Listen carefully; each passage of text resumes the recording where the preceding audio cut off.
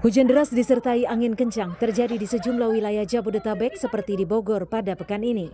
Angin kencang sebabkan pohon roboh hingga menimpa kendaraan yang melintas. Badai juga menerjang permukiman warga hingga membuat warga panik.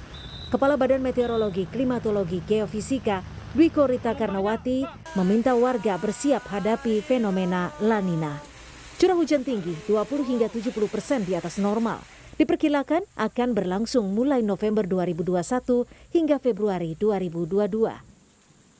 Oleh karena itu kita harus segera bersiap untuk menghadapi adanya atau datangnya La Nina seperti tahun yang lalu. La Nina tahun ini diprediksikan memiliki dampak yang relatif sama dengan tahun lalu, yang diikuti dengan berbagai bencana hidrometeorologi secara sporadis di berbagai wilayah yang terdampak.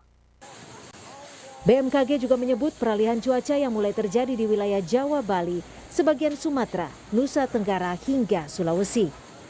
Dari data perakiraan cuaca BMKG hari ini, pada malam hari Jakarta Barat diperkirakan hujan intensitas ringan, Jakarta Pusat berawan, Jakarta Selatan hujan ringan, Jakarta Timur berawan, Jakarta Utara hujan ringan, dan Kepulauan Seribu hujan ringan. Di wilayah Bodetabek, Bogor diperkirakan hujan ringan, Depok cerah berawan, Tangerang berawan, dan Bekasi cerah berawan. Kemarin, hujan sejak pagi mulai memicu genangan banjir di Bekasi, Jawa Barat. Sementara di Bengkulu, ratusan warga mulai mengungsi akibat banjir yang merendam permukiman. Fenomena La Nina tahun lalu disertai bencana hidrometeorologi seperti banjir, puting beliung, serta gelombang tinggi. Tim Liputan, Kompas TV. Ya Allah. Saudara, bagaimana masyarakat bersiap menghadapi fenomena La Nina? Lalu bagaimana mengantisipasi dampak cuaca ekstrim seperti awal tahun lalu? Kita bahas bersama Supari, Koordinator Bidang Analisis Variabilitas Iklim Badan Meteorologi, Klimatologi, dan Geofisika BMKG. Pak Supari, selamat malam, sehat selalu. Selamat malam, Mas Aiman. Apa yang terjadi? Salam sehat. Ya, sama-sama, Pak.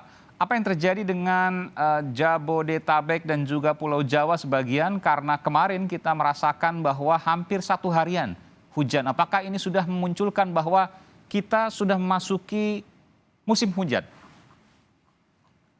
Ya, terima kasih Mas Aiman. Sebetulnya memang beberapa hari terakhir itu ada gangguan cuaca ya. Kalau kita perhatikan di Jabodetabek terutama itu terjadi hujan yang cukup lebat. Dan itu tidak hanya terjadi di sore hari yang seperti biasanya terjadi, namun sampai malam dan dini hari. Sebetulnya itu bagi kita yang mendalami iklim, maka kejadian hujan di pagi hari itu memberikan indikasi kepada kita bahwa itu bukan proses lokal yang terjadi. Mas Aiman, kalau di wilayah Jakarta dan sampai Bogor dan sekitarnya itu hujan itu kalau dipicu oleh situasi lokal, maka ya biasa terjadi di sore hari. Mengapa demikian? Karena ketika pagi hingga siang terjadi penguapan, kemudian terbawa angin laut, lalu terjadi peningkatan awan dan turun hujan di sore hari. Kemarin yang kita rasakan hujan sampai dini hari ya, malam, dini hari juga hujan. Sejak dini hari, betul. Sejak dini hari sampai malam bahkan. Lokal. Betul, dan itu mengindikasikan bukan proses lokal.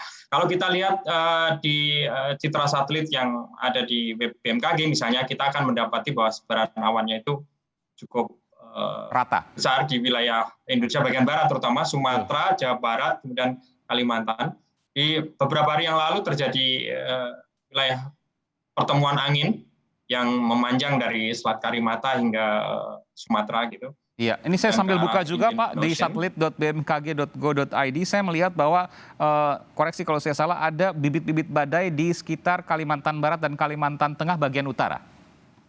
Ya, betul Mas Aiman. Kalau kita perhatikan analisis dari angin pada sore hari tadi itu menunjukkan bahwa terjadi sirkulasi eddy di atas wilayah Kalimantan. Sirkulasi eddy adalah daerah pusaran angin tertutup pada skala yang lebih kecil dibandingkan dengan badai tropis, tapi itu juga memicu pertumbuhan awan-awan hujan yang lebat. Betul, dan efeknya sampai ke Pulau Jawa. Badai tropis. Efeknya sampai ke Jawa Barat, Jawa Tengah, dan juga sebagian Sumatera bagian selatan, serta Sumatera bagian utara. Ya betul, Mas.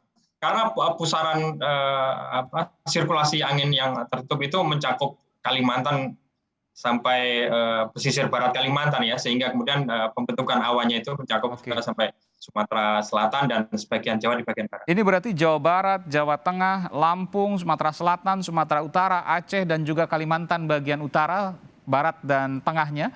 Ini akan dilanda hujan deras beberapa hari ke depan, Pak Supari? Ya, berpotensi terjadi cuaca yang ekstrim atau hujan lebat, karena sirkulasi eddy ini bisa bertahan 1-2 hari ya, tapi dia lebih pendek dibandingkan badai tropis, jadi tidak akan bertahan sampai mingguan. Oke, jadi 3 hari ke depan ini waspada hujan yang dengan intensitas yang cukup besar dan waktunya panjang. Betul Mas, jadi ciri biasanya yang ditimbulkan badai ini dia disebut shower ya, hujan yang deras dan lebat. Kalaupun dia singkat, maka kemudian dia akan dilanjutkan dengan hujan yang relatif lebih ringan tapi bertahan lama. Panjang, dan itu berbahaya juga untuk banjir dan lain sebagainya, serta longsor, Pak. Betul. Jadi hujan ini kan kalau lebat itu dia bisa menimbulkan limpasan air yang kuat gitu. Tapi kalau lama dia kan berkontribusi pada kejenuhan air sehingga dia tetap berpotensi menimbulkan bencana. Betul, banjir hingga longsor.